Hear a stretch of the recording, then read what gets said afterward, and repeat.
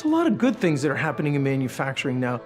There are so many different companies that are coming into Pittsburgh, and they have all of these different kinds of technology that no one's really had any training for. If you ask 100 employers what the hardest thing to do, it's finding and recruiting those employees with manufacturing skills. Career in manufacturing is very different today than what it used to be. It's not just the hardware training, I'm going to be a CNC operator, I'm going to stand in front of the machine, but what does it take to actually be part of a team? In a nascent industry, it's more likely that you will have startups. It's important to have access to a workforce that is pre-trained, pre-selected, and it's available. If you think about the Maker Learning programs, these are opportunities for our young people to learn these skills and put them into practice. Manufacturing is making. That's all that it's about. It's an amazing connection. I like making things. It's something that I've always liked doing. It kind of gives you an accomplishment, like, you know, hey, I built this thing.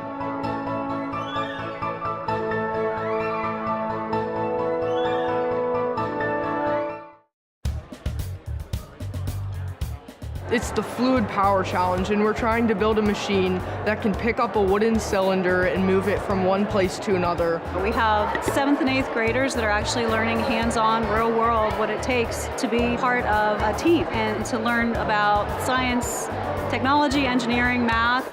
The students come here prior to the competition. They learn about what is fluid power.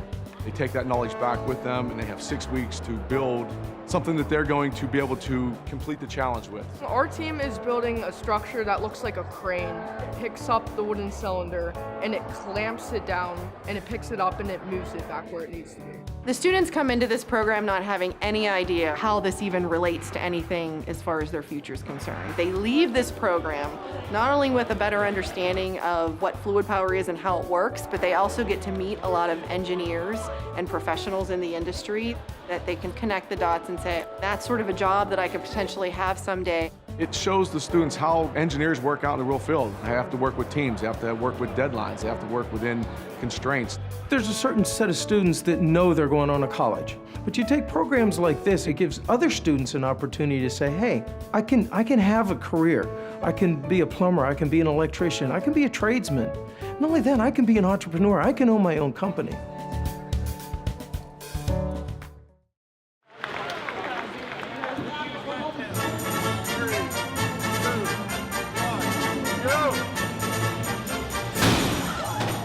Students with their teachers and industry advisors have been planning, researching, designing, building, testing, and then rebuilding their bots to be able to be ready for this competition.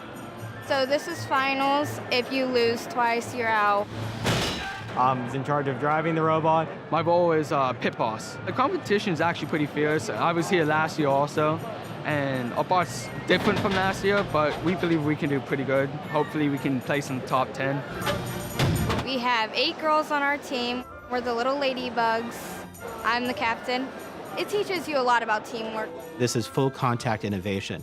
This is that opportunity which is also critical for the manufacturing process of testing what you've built to see how that's going to withstand the unknown, which is the other bot. I just facilitate the program. There are days I sit back and watch them identify problems and come up with solutions. That's extremely rewarding for me as an educator. Our industry advisor, it's our 2nd year with Duckmade Industries out of Monongahela, Pennsylvania. The kids do most of the work, but our industry advisors are there to just kind of guide them along the way. Some kids feel like if they're not going to go to college, they really don't know what they're going to do after high school. They don't fit, they don't have a place. Bots IQ gives them a place to learn that there are other opportunities to use their tech skills, their intelligence. This is the one sport that all the students can be involved with that they all can go pro if they want to.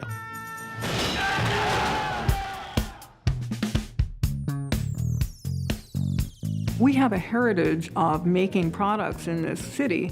We already have a lot of the kind of manufacturing culture here, and and kind of updating it. Pittsburgh is very big on robotics. Having the manufacturing close to you is actually much better than any savings that you would get outsourcing it. And startups, they have to be opportunistic, and when there is a reason to hire fast, then they need to know that there is a deep bench that they can pull into.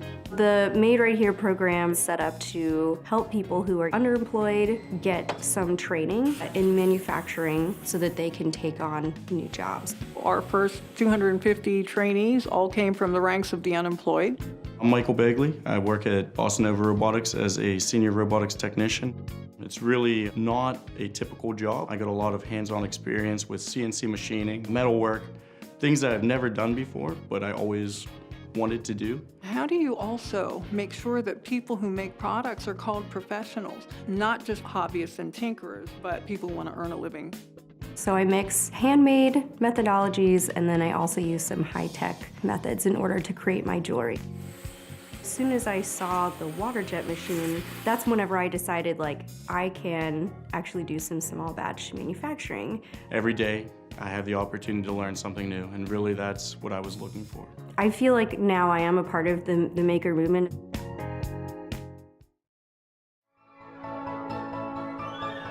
This used to be a blue-collar town, and now, you know, Google's moving in and all this technology, but we're still missing those hands-on skills. We still need engineers, and the teamwork is really what people are going to be looking for in the future.